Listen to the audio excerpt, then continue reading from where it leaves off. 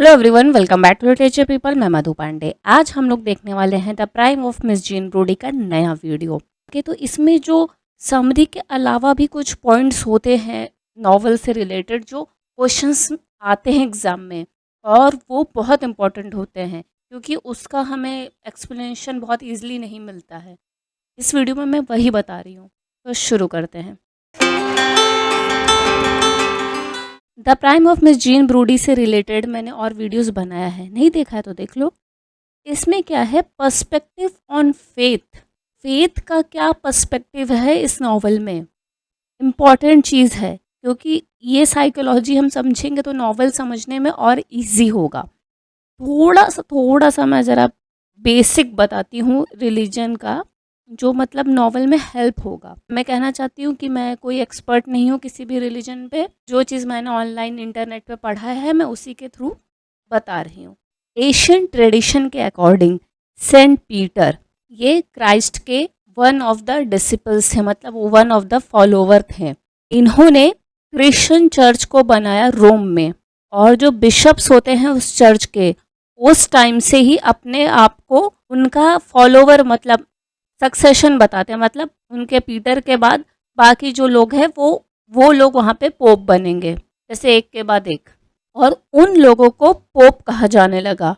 ये जो पोप होते हैं वो रोमन कैथोलिक चर्च के हेड होते हैं और वेटिकन सिटी रोम में रहते हैं। ये चर्च ये बिलीव करता है, जब बात फेथ और मोरल्स की होती है तो जो चर्च की टीचिंग है वही सही है, और ये चीज़ है कि अगर उस चीज़ को प्रॉपरली फॉलो किया जाए तो उनसे कोई गलती नहीं हो सकती, मतलब किसी से कोई गलती नहीं हो सकती, कोई भी एरर की पॉसिबिलिटी नहीं है। उनकी जो पोप की टीचिंग्स हैं वो फुल प्रूफ है, मतलब गलती नहीं होगी। ये तो हो गया एक बेसिक चर्च की बात। मतलब ये क्रिश्चियंस में भी बहुत डिविजन्स हैं। ये शुरू हुआ, रोम का चर्च चल रहा है, सब कुछ चल रहा है, फिर कुछ लोगों को ये चीज़ अच्छी नहीं लगी तो इस चीज़ों से रिफॉर्मेशन हुआ, प्रोटेस्टेंट्स आए जो कि रोमन कैथोलिक चर्च से ये लोग अलग हुए। ये सब शुरू हुआ 16th सेंचुरी यूरोप में, जहाँ पे जर्मनी में मार्टिन लूथर ये प्रीस्ट बने वहाँ पे। और एक चीज़ और होती थी, इंटेलिजेंस। ये चीज़ मार्टिन लूथर को सही नहीं लगी, इस चीज़ का विरोध किया। इंटेलिजेंस में ये होता है कि अगर मैंने कोई गलती की तो मैं वो जो गलती है वो खरीद सकती हूँ, मतलब कि मैंने कोई गलती ली, पैसे दिए चर्च को काइंड ऑफ थिंग, और वो जो मेरी गलती है वो माफ़ हो गई, ऐसा सीन है।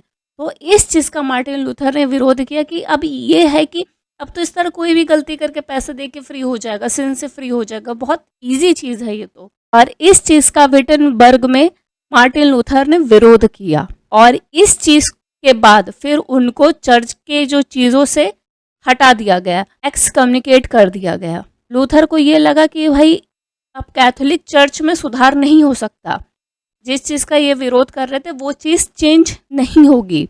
उसके बाद उन्होंने एक नई चीज़ बनाई, द ऑक्सबर्ग कन्वेंशन ऑफ 1513। ये सब है, फिर उनके और फॉलोवर हुए, तो फिर इस चीज़ में फिर इंग्लैंड में भी इसका विरोध हुआ, तो वहाँ पे चर्च ऑफ इंग्लैंड बना, मतलब इस तरीके से काफ़ी चीज़ें हुई। तो फिर इसी सब चीज़ों से एक जॉन कैल्विन इंस्पायर हुए, स्विस रिलीजियस रिफॉर्मर थे, इनको फॉलो करने वाले कैल्विनिस्ट बने।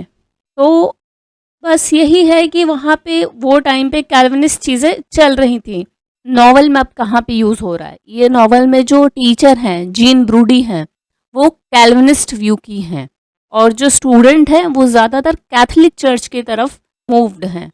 जीन ब्रूडी जो चर्च ऑफ रोम को उसको वो डिसअप्रूव करती है, वो बोलती है कि ये जो चर्च है वो चर्च ऑफ सुपरस्टिशन है, और ये बिलीव करती है कि only people who did not think for themselves were Roman Catholic. जो अपने बारे में नहीं सोच सकते वही रोमन कैथोलिक्स हैं, और जबकि वो अपने आप को एज एन थिंकिंग इंटेलेक्चुअल मानती है तो वो अपने आप को रोमन चर्च से, रोमन कैथोलिक चर्च से दूर करती है।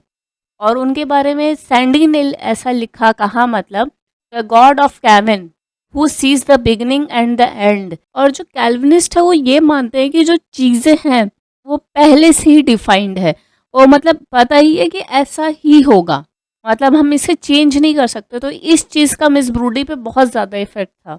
और जीन ब्रूडी ये भी बिलीव करती थी कि जो गॉड हैं वो उनके साइड पे हैं, जो मतलब कि जो वो कर रही हैं वो सही कर रही हैं, कुछ गलत नहीं कर रही हैं, जो गॉड है वो उनके साइड में है। जब भी उनको उनके टीचिंग मेथड पे कुछ बोला जाता था या कुछ भी जो चीज़ें होती थी, कुछ भी उनको लगता था ऐसा गलत हो रहा तो बोलते गॉड तो मेरे साथ में है। और जो मिस ब्रूडी को लगता था कि जो चीज़ें हैं वो पहले से ही डेस्टिन्ड है, तो इसके वजह से ही जो एमिली जॉयस की मौत हुई थी उस पर कुछ खास गिल्ट था नहीं मिस ब्रूडी को। और ब्रूडी का जो एटीट्यूड था वो भी कैल्विनिज्म की तरफ ही था, ऑब्वियस सी बात है। वो एक तरीके से कैल्विन गॉड की तरफ बिहेव करना चाहते थे कि वो ब्रूडी सेट ले लिया है और उनसे वो चीज़ें, वो लड़कियों से अपनी जो विशेज़ हैं वो फुलफ़िल करवा रही हैं।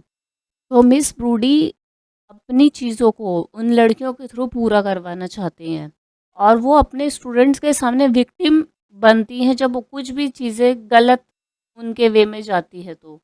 और वो लड़कियों को क्रीमी डी ला क्रीमी बनाना चाहती है, मतलब बेस्ट ऑफ बेस्ट। बाकी लड़कियों में कुछ लड़कियों को उन्होंने चूज़ कर लिया और उस उनको वो बेस्ट ऑफ बेस्ट बनाना चाहती हैं और उनके थ्रू अपनी विशेस फुलफिल करवाना चाहती हैं। और वो रोज़ और सैंडी में सबसे ज़्यादा पोटेंशियल देखती हैं उनके जो विशेस होते हैं, खुद के जो ड्रीम्स होते हैं मिस ब्रूडी को, उनको फुलफ़िल करने के लिए।